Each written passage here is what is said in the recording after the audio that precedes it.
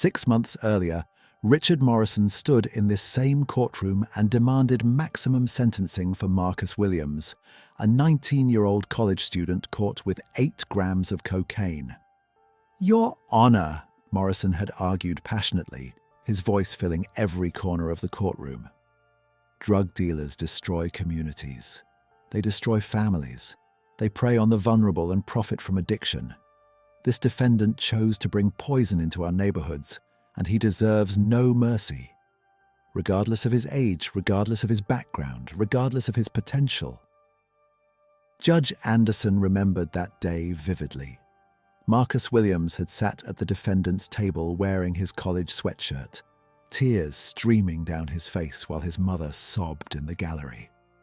The young man had no prior record.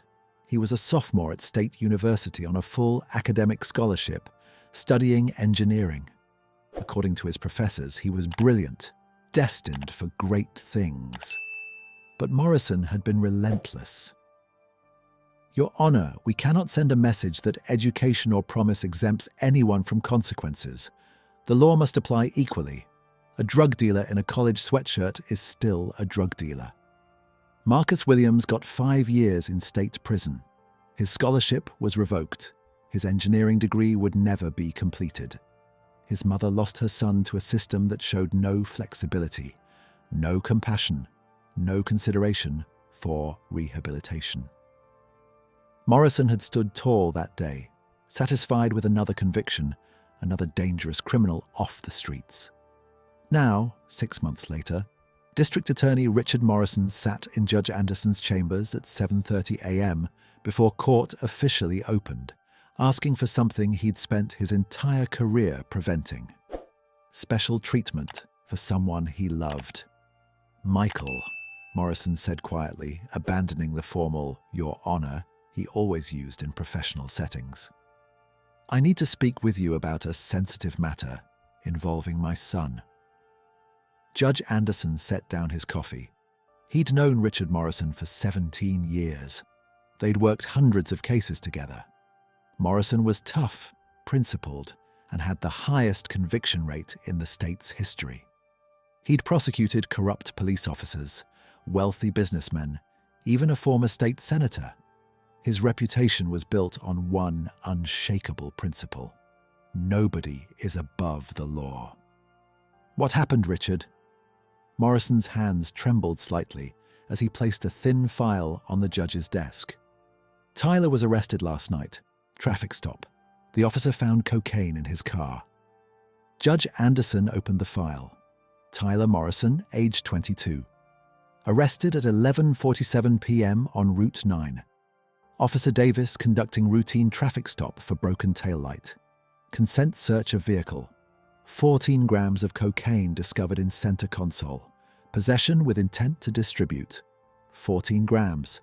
6 more than Marcus Williams had been carrying. "Richard," Judge Anderson said carefully, "this is a serious charge." "I know, but Michael..." "Tyler's a good kid. He made one mistake. One terrible decision. He's got his whole life ahead of him. He just graduated from law school. He's supposed to start at a firm next month. If this goes on his record, everything he's worked for is destroyed." The judge studied his old colleague. Morrison looked exhausted, like he hadn't slept all night. His expensive suit was slightly wrinkled. His tie was loose. This wasn't the confident prosecutor who never showed weakness in court. This was a desperate father. "Richard, you know I can't have this conversation. Tyler needs to be arraigned like any other defendant." "I'm not asking you to dismiss the charges," Morrison interrupted, his voice rising slightly before he caught himself. "I'm just asking you to consider alternatives, diversion program, community service, something that doesn't destroy his future over one mistake." Judge Anderson closed the file. "Richard, do you remember Marcus Williams?" Morrison's face went pale. "That's different."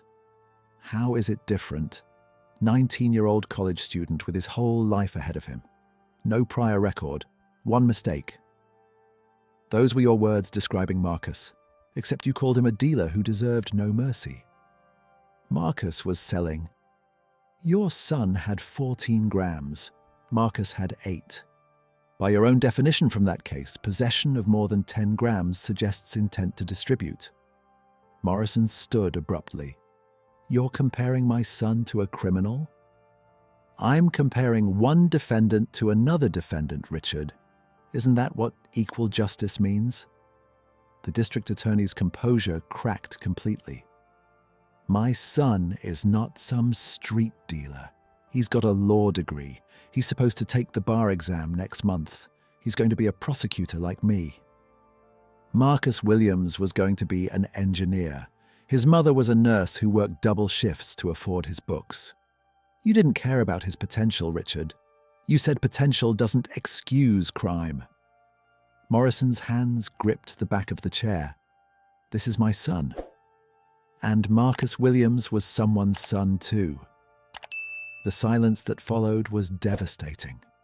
Morrison's face showed the exact moment he understood what was happening, that his own words, his own arguments, his own uncompromising stance on drug cases was about to be used against his own child.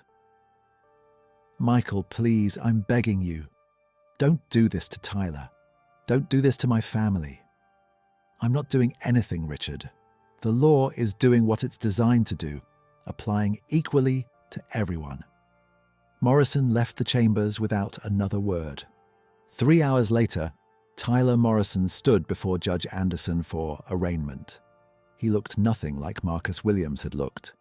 Tyler wore an expensive suit, carried himself with confidence, and had 3 high-priced defense attorneys flanking him.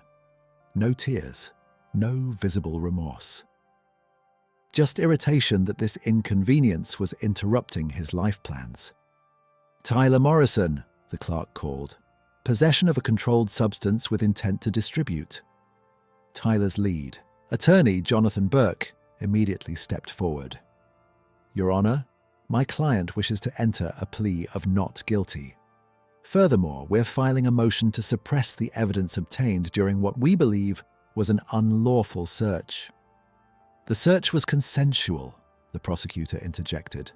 Officer Davis has bodycam footage showing the defendant explicitly agreeing to the search. Coerced consent, Burke argued smoothly. My client felt intimidated by the officer's presence and didn't understand he could refuse. Judge Anderson looked at Tyler directly. Mr. Morrison, did you give Officer Davis permission to search your vehicle? Tyler glanced at his attorney before answering. I may have, Your Honor, but I was confused and scared. I didn't know my rights. The judge pulled up Officer Davis's body cam footage on the courtroom monitor. The video showed the traffic stop in clear detail. Officer Davis approaching the BMW, the broken taillight, the routine license and registration check. Then Davis asking, Mr. Morrison, do you have anything illegal in your vehicle? Tyler's response, calm and clear. No, officer, you can search if you want. I've got nothing to hide. Davis asking again, you're giving me permission to search. You understand you can refuse? Tyler, slightly annoyed. Yeah, sure, go ahead. Let's get this over with. The video showed Davis finding the cocaine in the center console, clearly visible, packaged in small bags. Tyler's reaction when confronted, that's not mine. Someone must have put it there.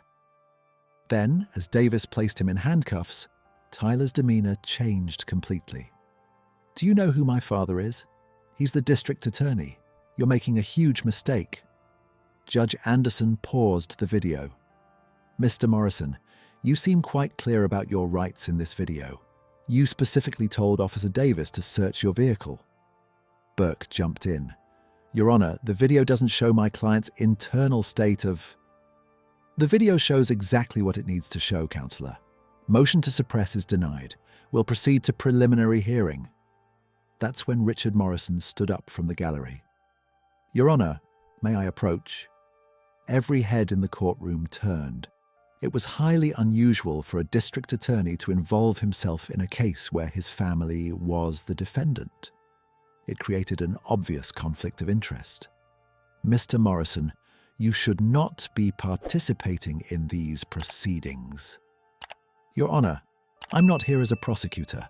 I'm here as a father, and I'm asking this court to show the same compassion that we would hope to see in any case involving a young person who made a mistake. Judge Anderson felt the weight of what was happening. Here was the man who'd shown zero compassion to Marcus Williams, now asking for compassion for his own son. Mr. Morrison, when Marcus Williams stood before this court 6 months ago, you argued passionately that young people who commit drug crimes deserve maximum penalties. You said potential doesn't excuse crime. You said we cannot send a message that education exempts anyone from consequences. Do you remember those arguments? Morrison's jaw tightened. I remember. Do you still believe them? Long pause. The courtroom was completely silent. I believed we should be tough on crime, Your Honor. I still do. But I also believe in rehabilitation, in second chances, in recognizing that young people make mistakes. You didn't believe in second chances for Marcus Williams. You opposed the defense attorney's plea for a diversion program. You called it soft on crime. You insisted on prison time. Morrison's face flushed. Every case is different. How is this case different, Mr. Morrison? Your son had more cocaine. Your son has a prior sealed juvenile record. Yes, I've seen it. Marcus Williams had no prior record at all. So tell me, how exactly is your son more deserving of mercy? Tyler spoke up, his voice carrying an edge of entitlement. Your Honor, with respect, I'm a law school graduate. I'm educated. I understand the system. That guy you're talking about was probably just some... Mr. Morrison, Judge Anderson's voice cut through the courtroom like a blade. I would advise you to stop talking immediately before you make this worse. But Tyler continued, apparently unable to help himself. I'm just saying, there's a difference between someone like me, who made one stupid mistake, and career criminals who... Marcus Williams was a sophomore engineering student with a 3.8 GPA, the judge said quietly. He was on the dean's list. He volunteered at a homeless shelter. He'd never been arrested before. And he's currently serving year 1 of a 5-year sentence that your father fought to impose. Tyler went silent, finally understanding the trap he'd walked into. Judge Anderson turned to Richard Morrison. Mr. Morrison, I'm going to ask you one question, and I want you to answer honestly. If Tyler Morrison was not your son, if he was just another defendant in your office, what would you recommend for a 22-year-old with 14 grams of cocaine and a prior juvenile record? Morrison stood frozen. His entire career had been built on being tough, uncompromising, consistent. Everyone in that courtroom knew what he would recommend. Everyone knew what he'd always recommended. Your Honor, Morrison said finally, his voice barely above a whisper, I would recommend prosecution to the fullest extent of the law. Thank you for your honesty. Judge Anderson looked at Tyler. Mr. Morrison, your preliminary hearing is set for 2 weeks from today. Until then, you're released on $50,000 bail. You will surrender your passport, submit to weekly drug testing, and stay within state boundaries. If you violate any of these conditions, bail will be revoked. Your Honor, Burke interjected. Surely bail can be on personal recognizance given my client's ties to the community. $50,000 bail, Counselor. Same amount I set for Marcus Williams. As the court, officers processed Tyler's bail, Richard Morrison remained standing in the gallery, looking like a man watching his entire worldview collapse. He'd spent 25 years building a reputation as a prosecutor who treated everyone equally under the law. Now everyone in that courtroom could see the truth. He believed in equal justice until it affected his own family. 2 weeks later, Tyler Morrison returned for his preliminary hearing. This time, Richard Morrison wasn't there. He'd recused himself from all involvement, citing conflict of interest. The evidence was overwhelming. The body cam footage, the cocaine, Tyler's own statements. Burke tried every legal maneuver possible, but each one failed.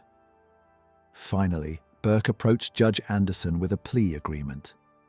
"Your Honor, my client is willing to plead guilty to simple possession in exchange for a diversion program." The same deal Marcus Williams' attorney had requested. The deal Richard Morrison had called soft on crime. Judge Anderson reviewed the offer.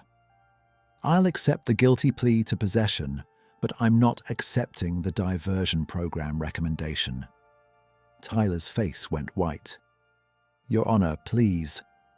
"Mr. Morrison, you had 14 grams of cocaine. You have a prior juvenile record for marijuana possession that your father had sealed. You've shown no genuine remorse. In fact, your comments during arraignment suggested you believe you're better than other defendants because of your education and background." "I didn't mean—" "What did Marcus Williams get for 8 grams and no prior record, Mr. Burke?" Burke knew the answer. Everyone knew the answer. 5 years, Your Honor. And what did District Attorney Morrison argue was the appropriate sentence? "Maximum penalties, Your Honor." Judge Anderson removed his glasses. "Here's what I'm going to do. Mr. Morrison, you're going to serve 18 months in state prison, not 5 years. I'm not going to destroy your future the way Marcus Williams' future was destroyed. But you're going to understand what accountability feels like."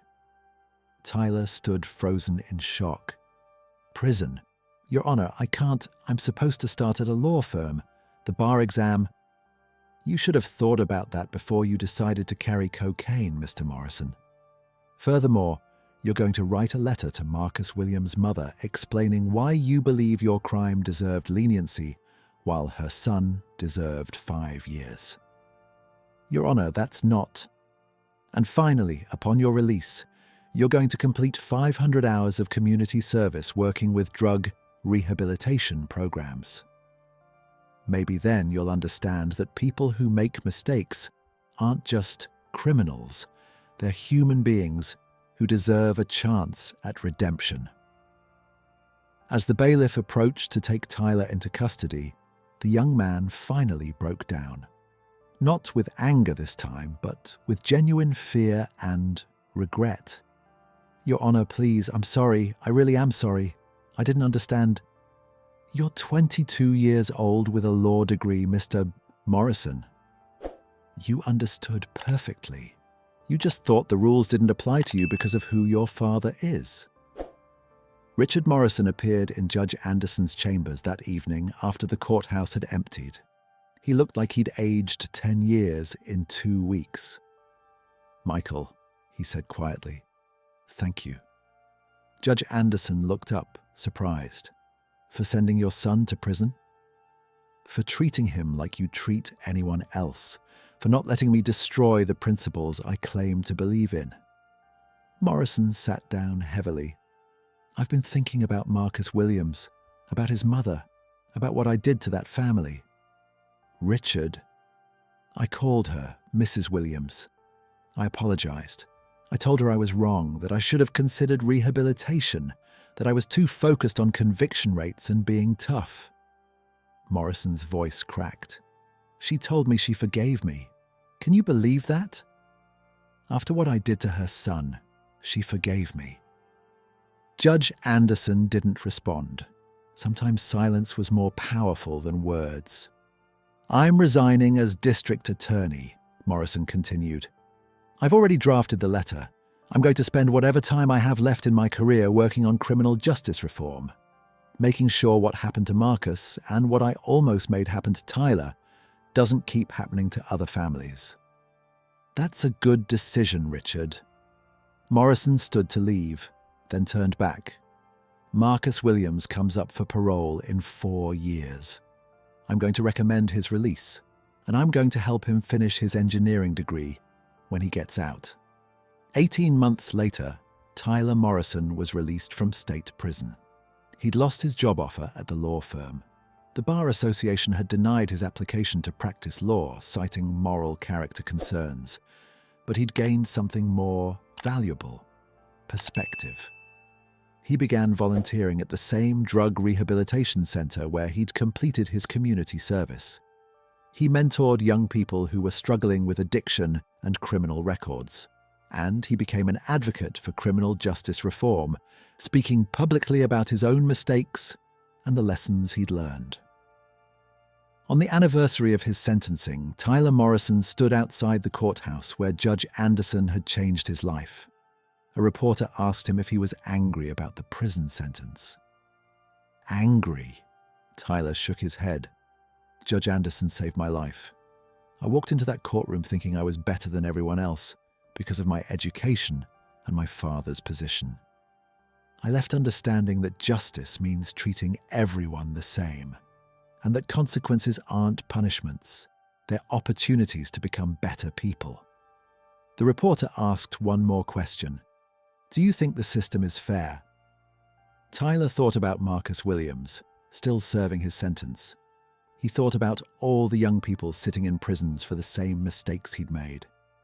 He thought about his father, now working to reform the system he'd once used so harshly.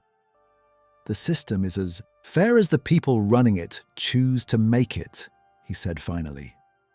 Judge Anderson chose fairness. My father didn't, until he had to face what that unfairness actually meant. The question isn't whether the system can be fair. It's whether we have the courage to demand fairness even when it costs us something personally. Judge Anderson watched the interview that night from his chambers. He thought about Richard Morrison's passionate arguments for maximum sentences. He thought about Marcus Williams, who'd lost 5 years of his life. He thought about Tyler Morrison, who'd lost 18 months but gained wisdom. Justice wasn't just about punishment. It wasn't just about consistency. It was about recognizing that every defendant was someone's child, someone's future, someone worthy of being seen as a complete human being, not just a case number. And sometimes, the hardest part of justice was making people who claim to believe in it actually live by it.